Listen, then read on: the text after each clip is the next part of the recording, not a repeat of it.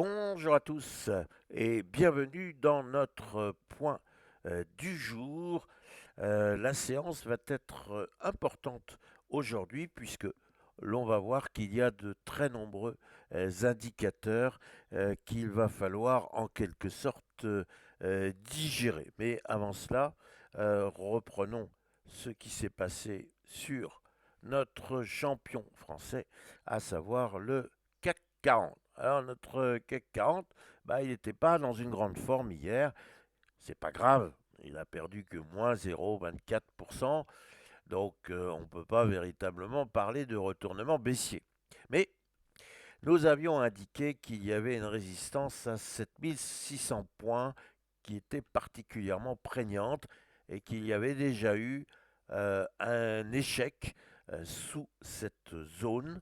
Et l'on constate bien qu'hier, il y a eu encore un échec et celui-ci est peut-être un peu plus patent puisque l'on voit émerger une petite bougie rouge, c'est-à-dire que les vendeurs ont appuyé, pas de manière très intense. Il n'y a pas une grande bougie rouge qui aurait montré que les acheteurs partaient, fuyaient devant les hordes de vendeurs. Non, là, le combat était plutôt équilibré, mais avec un petit avantage pour les vendeurs. Donc on a bien compris qu'il faudrait maintenant s'affranchir des 7600 points si l'on veut poursuivre le périple haussier et l'on voit qu'il y a encore beaucoup de gaps à combler. L'on voit qu'il y en a un ici magnifique dans la zone des 7800 points. Mais encore une fois, il ne faut pas aller trop vite en besogne. Alors notre CAC 40, eh bien aujourd'hui, il va un petit peu suivre ce que vont lui dire les indices américains. Et l'on va voir que les indices américains bien, sont en meilleure forme que le CAC 40. Un dernier point sur le CAC 40. Il va donc y avoir demain une journée fériée. Beaucoup vont vouloir faire le pont, ce qui, logiquement, devrait limiter les initiatives des opérateurs, lesquels vont déjà estimer qu'après tout, c'est la semaine prochaine qui pourrait se passer véritablement des choses. Alors, si l'on va maintenant du côté des États-Unis, on peut constater que la situation est un petit peu différente. Pourquoi? Parce que nous avions vu au cours des séances passées qu'il y avait un obstacle assez sérieux à 5400 points. Mais finalement, cet obstacle, il a été franchi brillamment.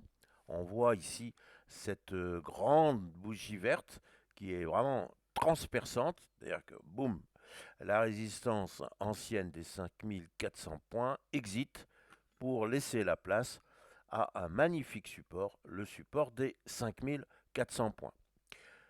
Les Américains, peut-être encore plus que nous, aiment bien les chiffres ronds. Et la question se posait alors de savoir si on pouvait, dans la foulée, aller titiller les 5500 points et plus que les titiller, là aussi les exploser.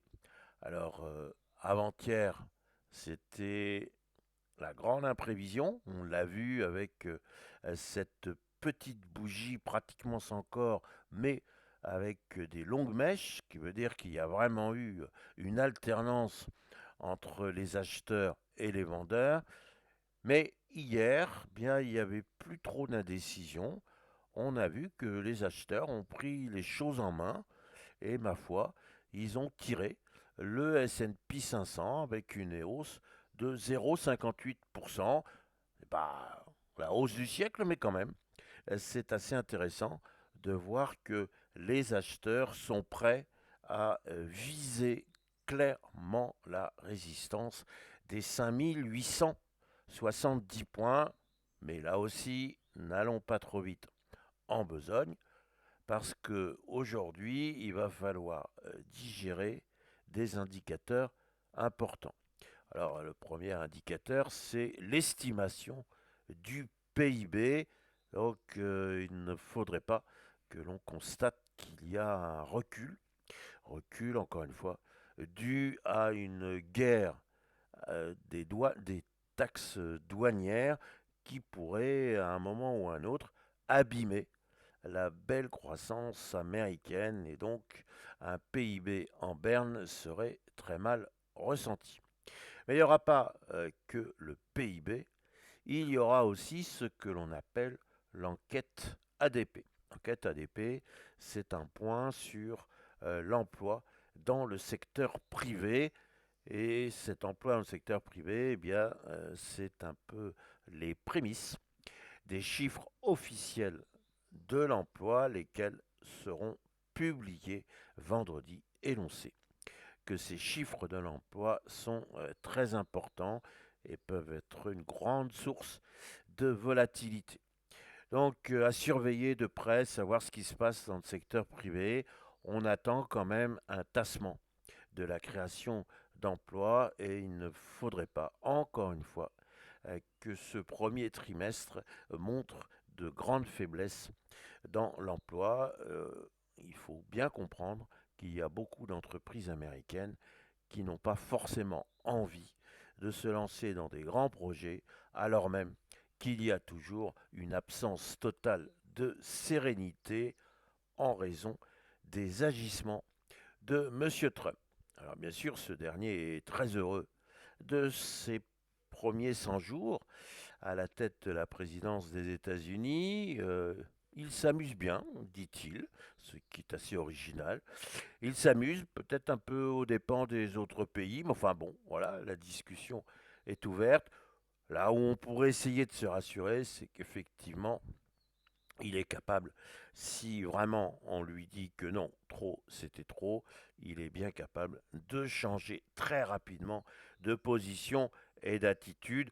Et beaucoup d'opérateurs semblent bien penser qu'il va renoncer à des taxes douanières qui, au bout du compte, vont peser sur qui? Eh bien, sur le consommateur. Et hier, on a vu que l'indice de confiance du consommateur eh bien, était au plus bas depuis 5 ans. Bref, c'est pas terrible du tout. Il faut faire attention. Et peut-être que M. Trump va enfin comprendre que le consommateur, c'est aussi un électeur et qu'il ne faut peut-être pas non plus trop le contrarier. Alors, je vous ai dit qu'il y aurait le PIB, je vous ai dit qu'il y aurait l'emploi dans le secteur privé.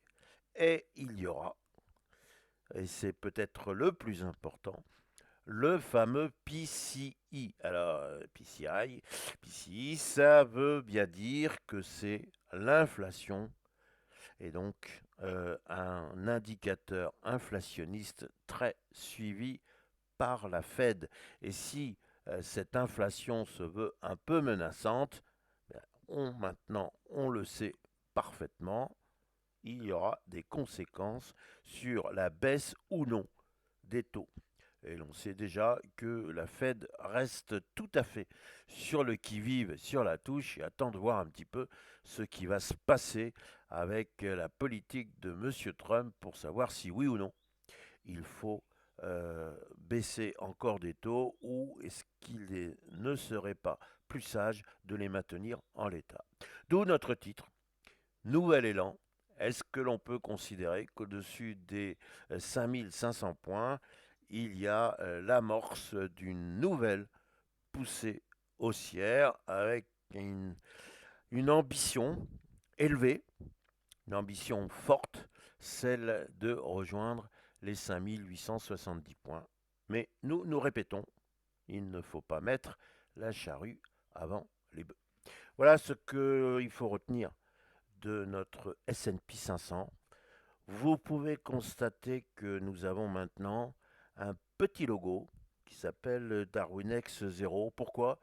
Parce que Darwinex 0, c'est la possibilité sur un compte fictif d'apprendre son métier de trader. En d'autres termes, si l'on fait des bêtises, c'est pas très grave, c'est de l'argent fictif et l'on sait bien que le trading est quand même une activité, un, risquée, deux, qui demande beaucoup de sérieux et qui demande à apprendre énormément. Darwinex Zero, c'est pratiquement le concurrent de ce qu'on appelle les prop firmes. Mais dans les prop firmes, il faut savoir qu'il y a plus de 95% des gens qui ne parviennent pas à passer les étapes avant de devenir de véritables traders professionnels. Avec Darwinex Zero, il y aura une cotisation, et puis avec ça, il n'y aura rien d'autre de demandé. Mais si effectivement, avec Darwinex Zero, on apprend son métier de trader, eh bien, il y a des possibilités à terme de pouvoir gérer des fonds. Donc encore une fois, c'est pour nous une excellente école pour apprendre à trader sans prendre beaucoup de risques. Nous aurons l'occasion d'en reparler. Donc voilà toutes nos réflexions du jour. Il me reste à vous souhaiter à tous une excellente séance et pour ceux qui veulent prendre leur pont, eh bien, leur souhaiter un repos sans doute bien mérité avec un soleil qui, paraît-il, sera très généreux. Merci.